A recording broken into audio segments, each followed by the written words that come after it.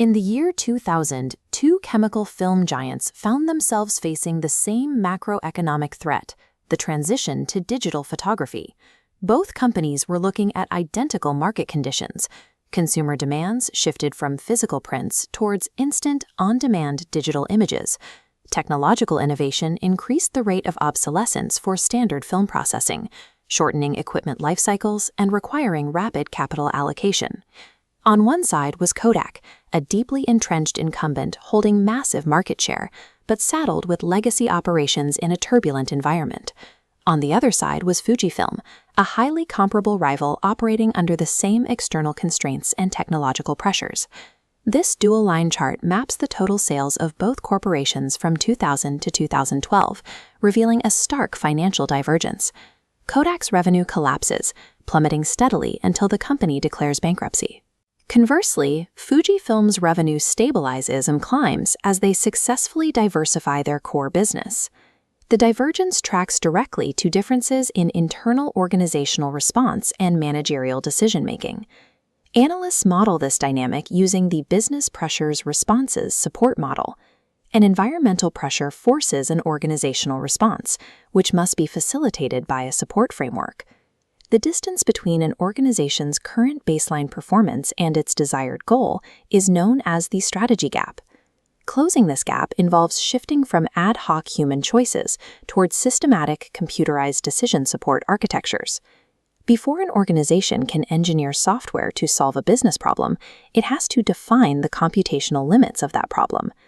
This cyclical diagram represents Herbert Simon's four-step decision-making process. It breaks down how human managers cognitively process problems. It begins with the intelligence phase, where a manager scans the business environment and gathers raw reports to identify an opportunity or a threat. Next is the design phase. This is a creative process of finding, defining, and analyzing alternative solutions. Finally, the cycle moves through the choice and implementation phases, where a specific alternative is selected and deployed into action. Because these cognitive steps vary in complexity, we classify decisions using a 3x3 grid, known as the Gorey and Scott-Morton matrix. The vertical axis measures level of control, up to strategic planning. The horizontal axis measures degree of structuredness. Highly structured operational decisions sit here in cell 1. These are repetitive processes like order entry. Unstructured strategic decisions sit down in cell 9. Problems like planning a new facility require deep human intuition and lack programmable rules. A single piece of software cannot solve every problem on this board. The coordinates of a decision dictate the technical architecture required to support it. When a decision is highly structured and routine, it can be entirely removed from human control using an automated decision system, or ADS. The airline industry uses ADS for revenue management. Business rules evaluate real-time demand and automatically adjust ticket prices without a manager ever looking. Unstructured, strategic problems cannot be fully automated. The variables are too ambiguous for a rigid rule set.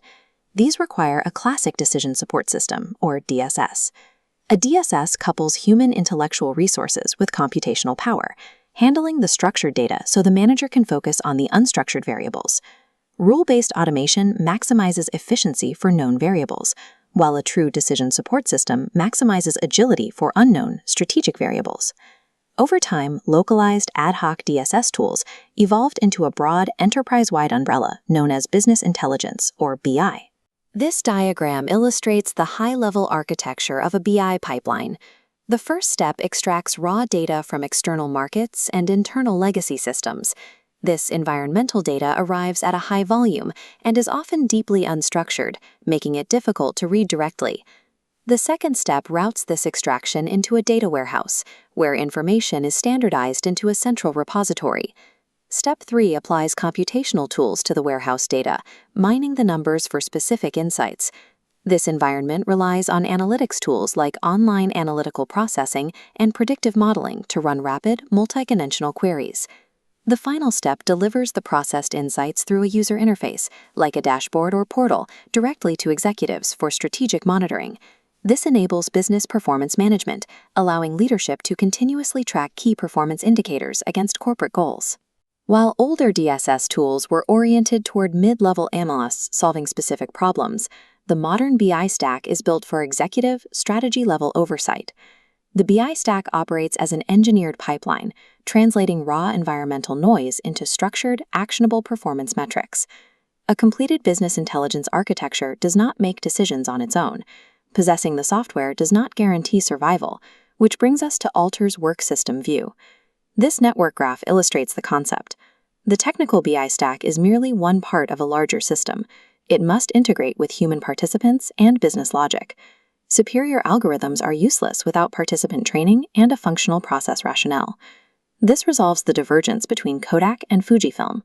Fujifilm survived by leveraging their support systems to pivot into document solutions and healthcare, sectors that utilize their existing chemical and manufacturing expertise.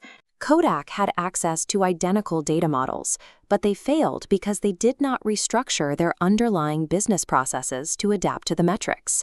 Closing the strategy gap requires integrating the entire work system. Purchasing new software is only the first step. In a turbulent business environment, true business intelligence occurs when technical architecture and human cognitive agility operate as a single integrated work system.